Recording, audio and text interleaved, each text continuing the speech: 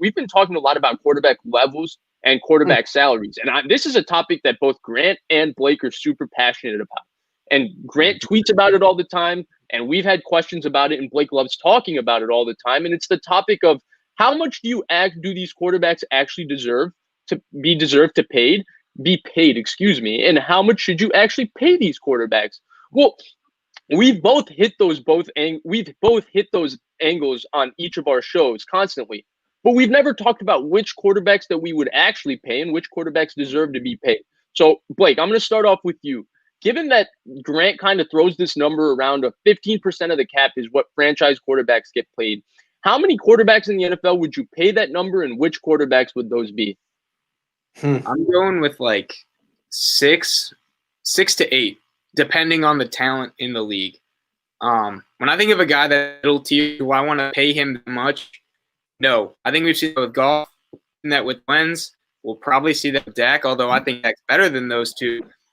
But the point is, when you do pay those guys that are like borderline in that a little less below great, like that Matt Stafford, your team you can't build around that, right? And I think the 15% number is because it's basically like a quarterback getting paid more than 15% is like never won, or it's like something close to that. 13. But it seems like right now, like the going rate, if you're going to pay a quarterback now, you're paying that. If he's good, Dak, Deshaun, all these guys, Allen coming up. So the closest to actually beating that, and it was 15.7. He was 15.7% of the cap was Matt Ryan. That's right.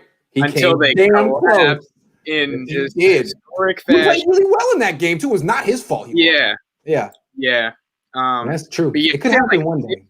Dudes, depending on the talent in the league, right? Like right now, there's a lot more QB talent as opposed to like, I don't know, a few years ago, you could say.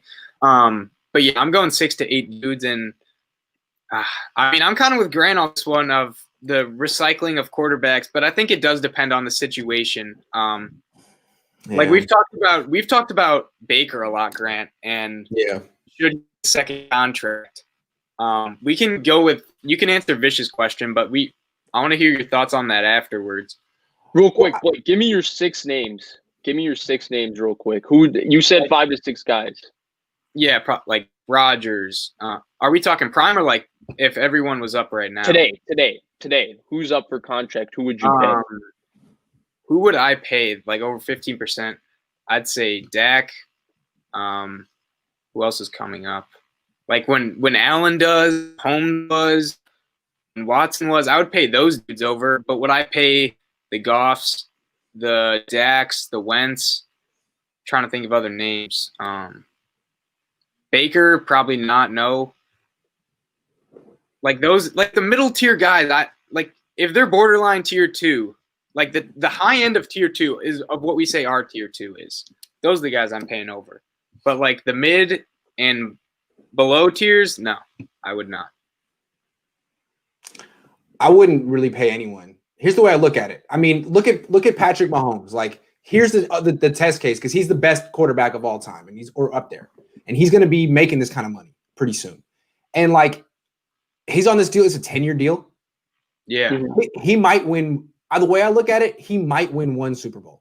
He'll probably be the guy who breaks the record and wins a Super Bowl making 14 or 15%. But as long as there are guys as long as the rookie wage scale exists, he's gonna be working uphill, because there's always gonna be that guy making 3% of the cap who's almost as good as him on a way better team. It's like, all right, man, well, now you're 33. Good luck against him.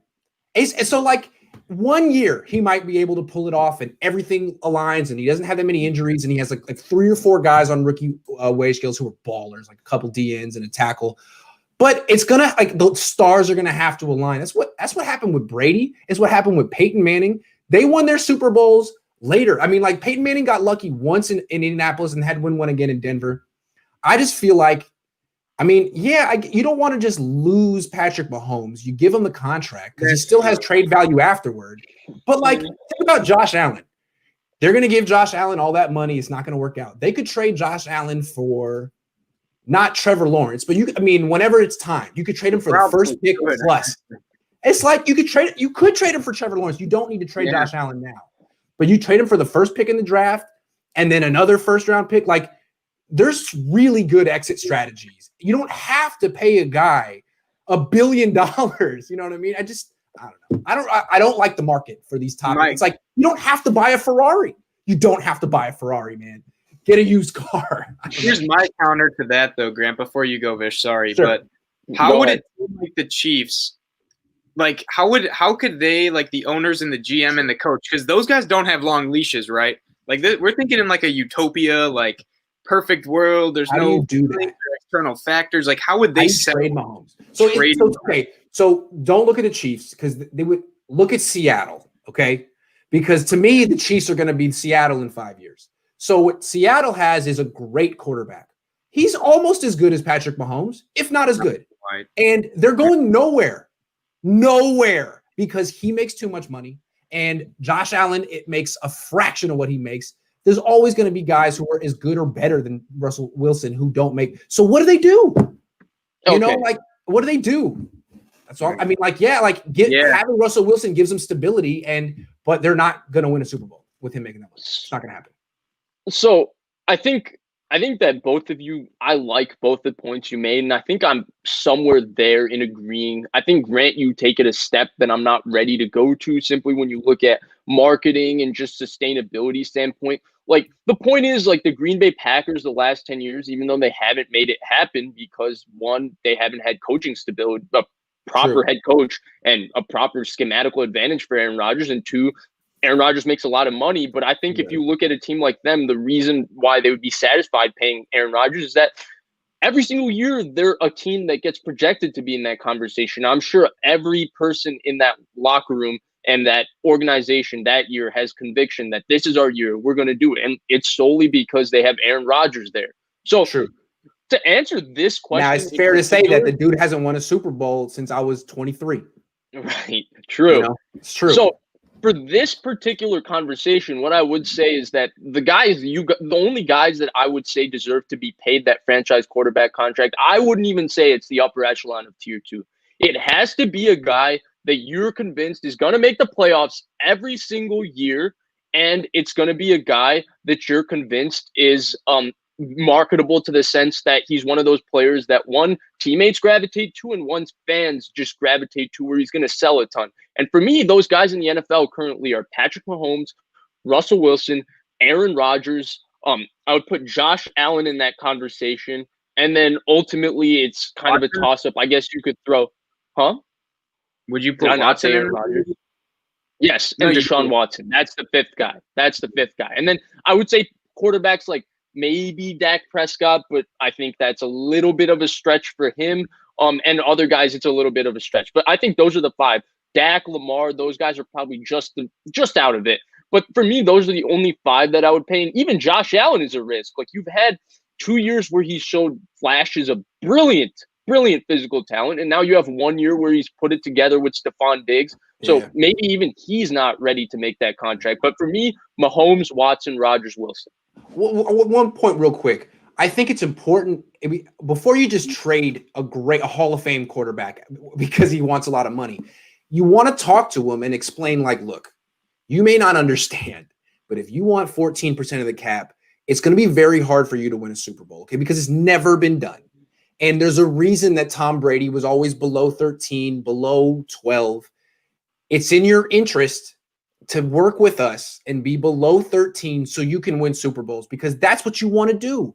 And if you can work with Josh Allen and find some way to, like, find him some extra money and I don't know, endorsements or something, keep the guy. You don't want to get rid of Aaron. You don't want to get rid of a Hall of Fame quarterback. But you also don't want to, like, price yourself out of the Super Bowl by giving him 17% of your cap. So, like, if you could work together, if you could explain to your young, superstar why it's in his interest to give a little money back and marry Giselle, something like that, work it out.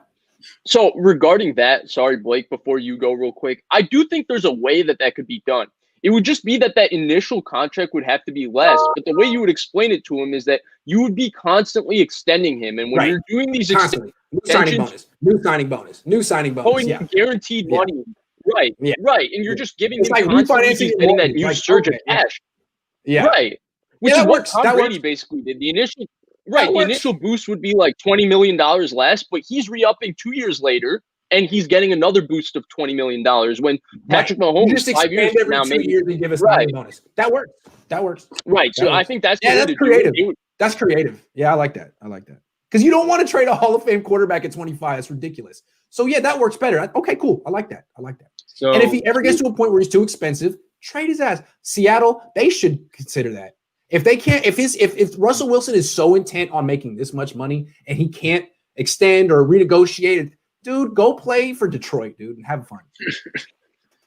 So Go ahead, my Blake. one thing that's holding me back from being on Grant's like very progressive ideas completely is what if you draft that Christian Ponder, that Jake Locker, that Haskins, that Rosen, that Darnold. You're For fired. every Allen Lamar, there is those guys, and that's my one thing. So Grant, would you move off? Like if they're not good year one, do you move off them immediately, or do you give them like 2 years, or do you evaluate depending on the guy?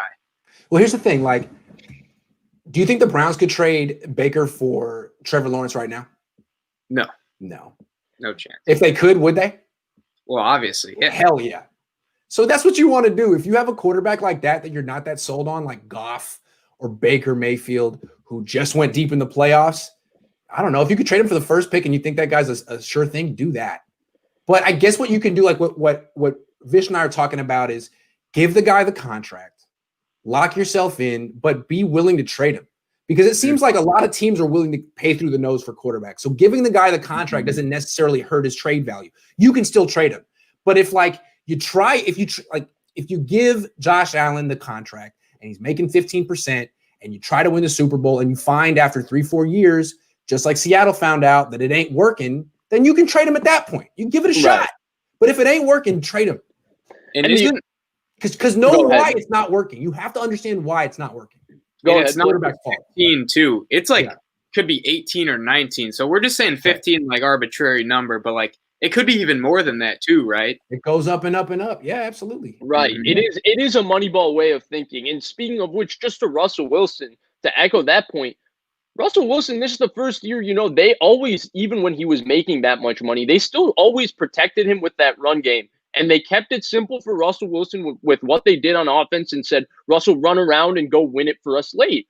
And this year they tried to put a lot on Russell Wilson's plate, and it totally backfired. The last 8 games of the season, I don't know what field he was seeing because he was not seeing the field well at all. And it got Brian Schottenheimer fired. And I'm not going to sit here and say Brian Schottenheimer is this amazing play caller, but he's not terrible. And their run game wasn't bad. And if they were able to rely on their run game, it would have helped Russell Wilson a lot. So yeah, how many offensive coordinators did Aaron Rodgers get fired? They had everyone millions of dollars. Yeah. I remember the Dolphins being the head coach. He got people promoted. He got people head coaching jobs. Ben McAdoo too. Yeah, I mean, he got. It's a good point, Moody. He got Schottenheimer fired. Yeah, yeah. So I think the ultimate approach to this is going to be right. We're just going to have to keep saying it. The big conversation that's going to tip the quarterback market. Someone brought it up in the comments. I'm going to see if I can find it. Gustavo, I saw. It's Baker Mayfield. He's the pawn that's going to basically set up this quarterback market because now the cap has fallen. Even though Baker Mayfield played really good, he's still a guy who needs this offensive line and needs this system, and he can still make big-time throws. I'm not saying he's a bad quarterback. I'm saying he's 14 to 18 in the NFL, and I think you can win with Baker Mayfield. You can't win with Baker Mayfield if he's making $30 million. You can win with Baker Mayfield if he's making $20 to $24 million. If the Browns sign him to $20 to $24 million, I think it's good. But if they give him that franchise-level quarterback contract, then we're going to have this problem for a long time in the NFL. Let me make one final point. If your team needs, if you need stability, like say you're Robert Saleh and the Jets, you want Deshaun Watson. You need stability. You need to get to the playoffs. You need to keep your job. But if you've passed that threshold and you're like, okay, well, we got a great team, we got a great program, everything's in place, but we just are paying too much money on this quarterback and we can't break through. That is when you look at, well, we can get great quarterback play with dudes on a rookie scale. We can get great quarterback play with dudes who are 40 years old because you can't touch them. There are ways to get great quarterback play for cheaper, and that's when you start to look for it. But that's not exactly where Robert Saleh and the Jets are right now. The Jets should be trying to get Deshaun Watson or Matthew Stafford or whoever makes them relevant and consistent, right? Same with the Browns too. Yes, yeah. And it also depends on, like, to your point, the owner's view. Like, is this owner like greedy and they're just like, I just want to sell, I just want to sell jerseys. I want to get people in the stands, or are they saying, I'm just going to go and make this really risky decision and it can look really good or really bad. So I think it's kind of to your point, right? Like, it depends what the owner wants. Do they want stability or do they want to risk it for the business? But again, if you're trading a guy like Josh Allen, you're getting the first pick in the draft, plus a whole lot of other stuff. Like, it wouldn't be, I think fans would, you'd be getting someone people would like, a Trevor Lawrence-esque player for your guy. Yeah. Plus. Yeah. The question is ultimately, and the reason why I don't think Moneyball will ever work in the NFL is because it's too emotional. And ultimately, there's too much attachment, whether it's players, whether it's coaches, whether it's organizations. And if you trade Josh Allen, even if you're bringing in Trevor Lawrence, who could be the greatest quarterback prospect ever, that's what they say, there will still be players in that locker room looking side-eyed and like being like, wait, you traded Josh Allen? What you in the did world everything are you doing? right? Yeah.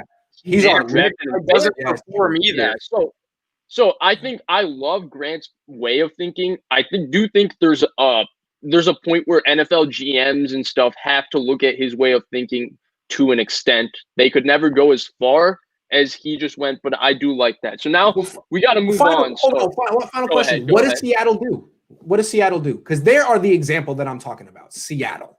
You don't want to be Seattle. They've been trying for a half a decade. What do?